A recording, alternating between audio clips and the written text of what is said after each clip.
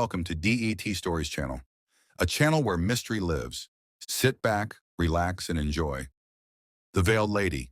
I had noticed that for some time Poirot had been growing increasingly dissatisfied and restless. We had had no interesting cases of late, nothing on which my little friend could exercise his keen wits and remarkable powers of deduction. This morning he flung down the newspaper with an impatient "cha," a favorite exclamation of his, which sounded exactly like a cat sneezing. They fear me, Hastings. The criminals of your England, they fear me. When the cat is there, the little mice, they come no more to the cheese. I don't suppose the greater part of them even know of your existence, I said, laughing. Poirot looked at me reproachfully. He always imagines that the whole world is thinking and talking of Hercule Poirot. He had certainly made a name for himself in London, but I could hardly believe that his existence struck terror into the criminal world. What about that daylight robbery of jewels in Bond Street the other day? I asked. A neat coup, Said Poirot approvingly. though not in my line. Pas de finesse, seulement de l'audace. A man with a loaded cane smashes the plate-glass window of a jeweler's shop and grabs a number of precious stones.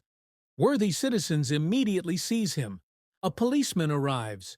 He is caught red-handed with the jewels on him. He is marched off to the police, and then it is discovered that the stones are paste. He has passed the real ones to a confederate one of the aforementioned worthy citizens. He will go to prison, true, but when he comes out, there will be a nice little fortune awaiting him. Yes, not badly imagined, but I could do better than that. Sometimes, Hastings, I regret that I am of such a moral disposition. To work against the law, it would be pleasing for a change. Cheer up, Poirot. You know you are unique in your own line. But what is there on hand in my own line? I picked up the paper. Here's an Englishman mysteriously done to death in Holland, I said. They always say that, and later they find that he ate the tinned fish, and that his death is perfectly natural. Well, if you're determined to grouse, Tiens, said Poirot, who had strolled across to the window. here in the street is what they call in novels a heavily veiled lady. She mounts the steps, she rings the bell, she comes to consult us. Here is a possibility of something interesting.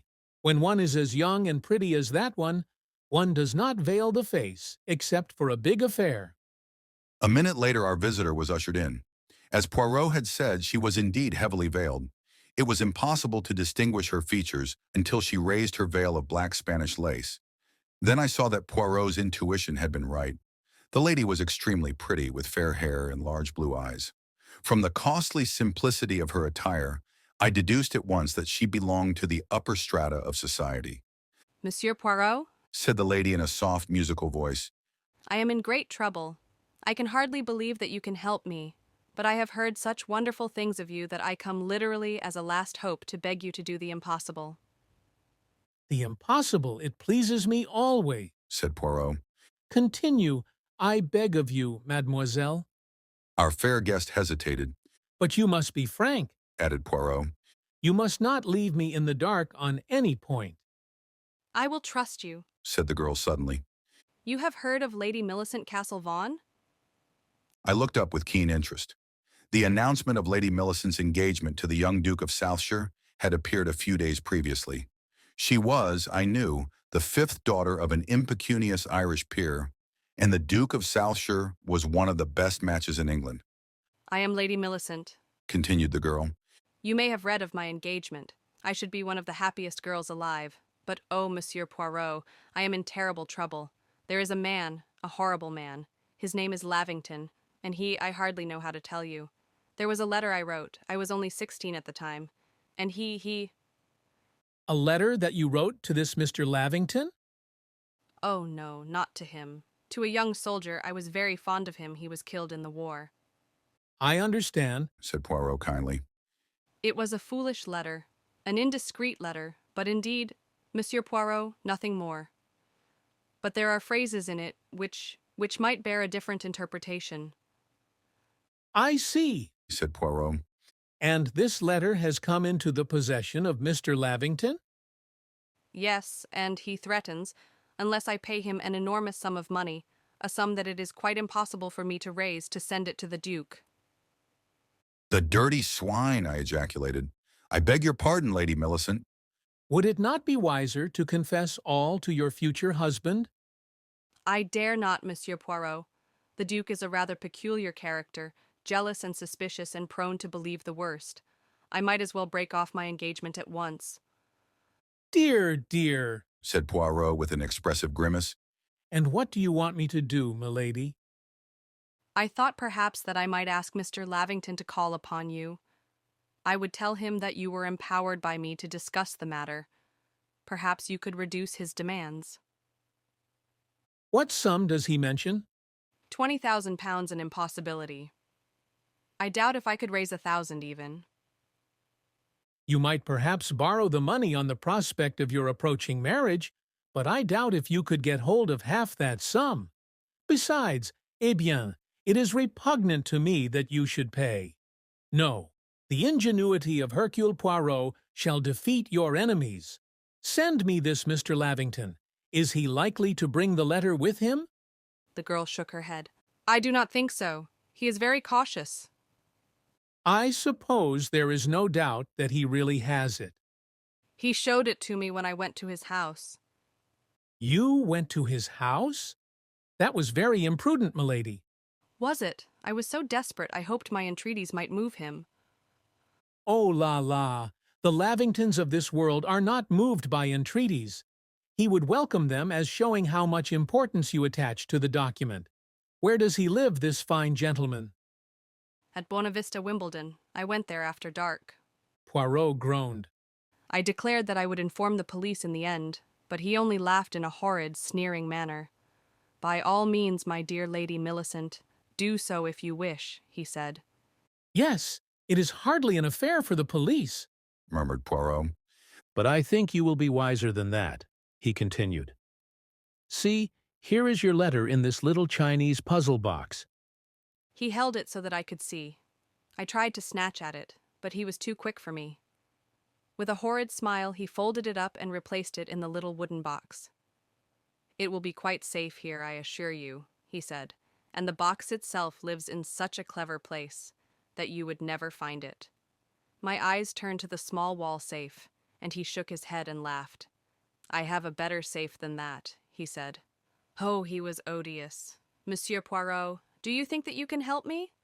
Have faith in Papa Poirot. I will find a way. These reassurances were all very well, I thought, as Poirot gallantly ushered his fair client down the stairs. But it seemed to me that we had a tough nut to crack. I said as much to Poirot when he returned. He nodded ruefully. Yes, the solution does not leap to the eye. He has the whip hand, this Mr. Lavington. For the moment, I do not see how we are to circumvent him. Mr. Lavington duly called upon us that afternoon. Lady Millicent had spoken truly when she described him as an odious man. I felt a positive tingling in the end of my boot. So keen was I to kick him down the stairs. He was blustering and overbearing in manner, laughed Poirot's gentle suggestions to scorn, and generally showed himself as master of the situation. I could not help feeling that Poirot was hardly appearing at his best. He looked discouraged and crestfallen. Well, gentlemen, Said Lavington as he took up his hat. we don't seem to be getting much further. The case stands like this. I'll let the Lady Millicent off cheap, as she is such a charming young lady. He leered odiously. We'll say 18,000. I'm off to Paris today, a little piece of business to attend to over there. I shall be back on Tuesday. Unless the money is paid by Tuesday evening, the letter goes to the Duke. Don't tell me Lady Millicent can't raise the money. Some of her gentleman friends would be only too willing to oblige such a pretty woman with a loan if she goes the right way about it. My face flushed and I took a step forward, but Lavington had wheeled out of the room as he finished his sentence. My God, I cried, something has got to be done. You seem to be taking this lying down, Poirot. You have an excellent heart, my friend, but your gray cells are in a deplorable condition. I have no wish to impress Mr. Lavington with my capabilities.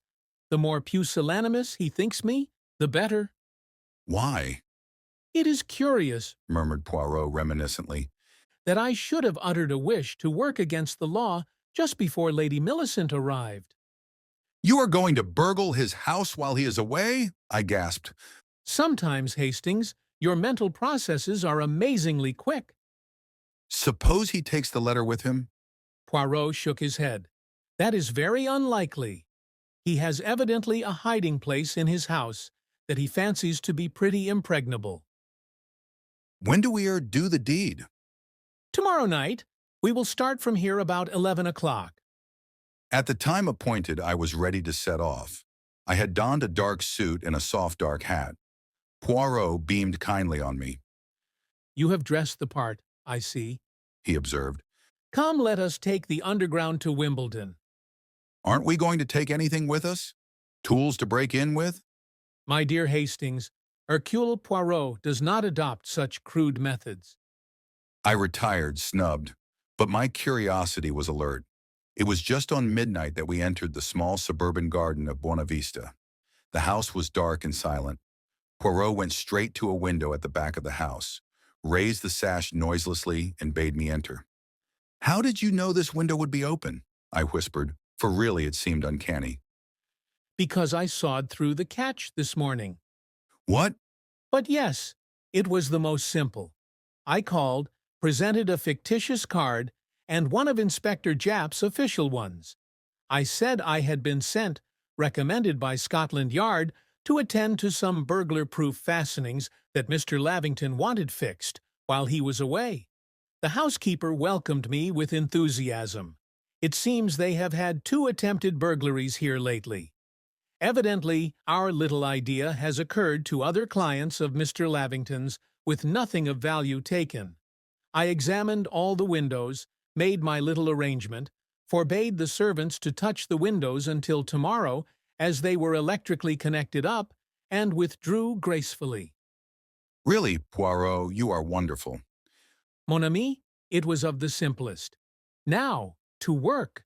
The servants sleep at the top of the house, so we will run little risk of disturbing them. I presume the safe is built into the wall somewhere? Safe? Fiddlesticks! There is no safe. Mr. Lavington is an intelligent man. You will see he will have devised a hiding place much more intelligent than a safe. A safe is the first thing everyone looks for. Whereupon we began a systematic search of the entire place. But after several hours ransacking of the house, our search had been unavailing. I saw symptoms of anger gathering on Poirot's face. Ah, sapristi! Is Hercule Poirot to be beaten? Never. Let us be calm. Let us reflect. Let us reason. Let us, enfin, employ our little gray cells. He paused for some moments, bending his brows in concentration. Then the green light I knew so well stole into his eyes. I have been an imbecile. The kitchen. The kitchen, I cried. But that's impossible. The servants. Exactly. Just what 99 people out of 100 would say. And for that very reason, the kitchen is the ideal place to choose. It is full of various homely objects. En avant, to the kitchen. I followed him, completely skeptical, and watched whilst he dived into bread bins, tapped saucepans, and put his head into the gas oven. In the end, tired of watching him, I strolled back to the study. I was convinced that there, and there only, would we find the cash. I made a further minute search, noted that it was now 4:15, and that therefore it would soon be growing light, and then went back to the kitchen regions. To my utter amazement, Poirot was now standing right inside the coal bin, to the utter ruin of his neat light suit. He made a grimace.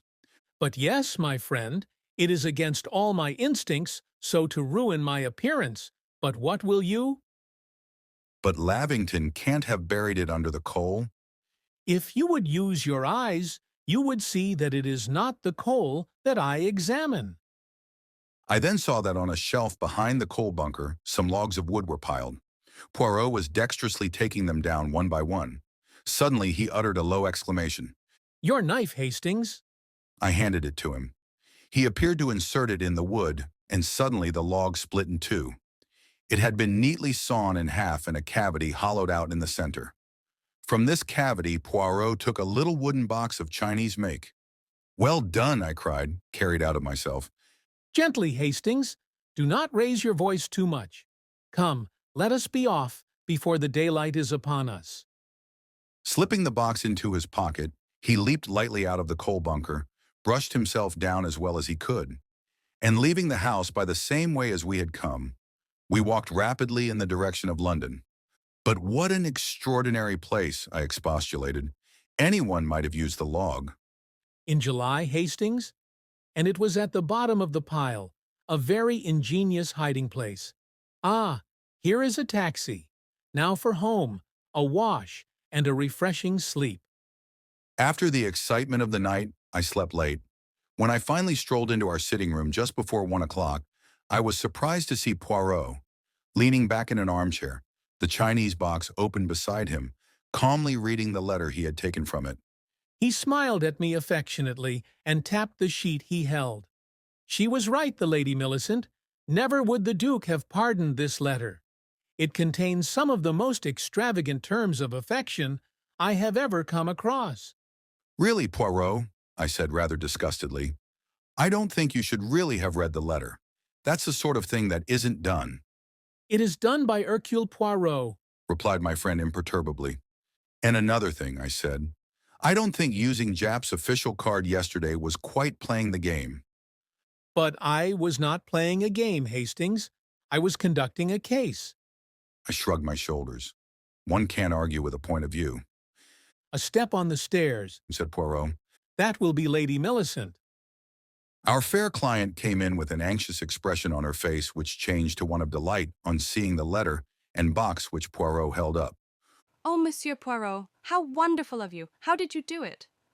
By rather reprehensible methods, milady. But Mr. Lavington will not prosecute. This is your letter, is it not? She glanced through it. Yes.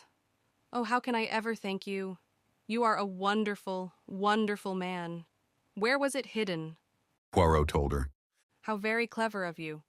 She took up the small box from the table. I shall keep this as a souvenir. I had hoped, milady, that you would permit me to keep it also as a souvenir. I hope to send you a better souvenir than that, on my wedding day. You shall not find me ungrateful, Monsieur Poirot. The pleasure of doing you a service will be more to me than a check, so you permit that I retain the box. Oh no, Monsieur Poirot, I simply must have that. She cried laughingly. She stretched out her hand, but Poirot was before her. His hand closed over it. I think not. His voice had changed. What do you mean? Her voice seemed to have grown sharper. At any rate, permit me to abstract its further contents. You observe that the original cavity has been reduced by half. In the top half, the compromising letter. In the bottom, He made a nimble gesture, then held out his hand. On the palm were 4 large glittering stones and 2 big milky white pearls, the jewels stolen in Bond Street the other day, I rather fancy. murmured Poirot. Jap will tell us. To my utter amazement, Jap himself stepped out from Poirot's bedroom, An old friend of yours, I believe. said Poirot politely to Lady Millicent. Nabbed, by the Lord. Said Lady Millicent, with a complete change of manner. You nippy old devil! She looked at Poirot with almost affectionate awe. Well, Gertie, my dear, Said Jap. the game's up this time, I fancy. Fancy seeing you again so soon. We've got your pal, too, the gentleman who called here the other day, calling himself Lavington. As for Lavington himself, alias Croker, alias Reed, I wonder which of the gang it was who stuck a knife into him the other day in Holland. Thought he'd got the goods with him, didn't you? And he hadn't. He double-crossed you properly, hid him in his own house. You had 2 fellows looking for them, and then you tackled Monsieur Poirot here, and by a piece of amazing luck he found them. You do like talking, don't you? Said the late Lady Millicent. Easy there now. I'll go quietly. You can't say that I'm not the perfect lady. Ta-ta, all. The shoes were wrong. Said Poirot dreamily, while I was still too stupefied to speak. I have made my little observations of your English nation, and a lady, a born lady, is always particular about her shoes. She may have shabby clothes, but she will be well shod. Now, This Lady Millicent had smart, expensive clothes and cheap shoes. It was not likely that either you or I should have seen the real Lady Millicent. She has been very little in London, and this girl had a certain superficial resemblance which would pass well enough. As I say, the shoes first awakened my suspicions, and then her story and her veil were a little melodramatic, eh? The Chinese box, with a bogus compromising letter in the top, must have been known to all the gang, but the log of wood was the late Mr. Lavington's own idea. Par example, Hastings, I hope you will not again wound my feelings as you did yesterday by saying that I am unknown to the criminal classes. Ma foi, they even employ me when they themselves fail.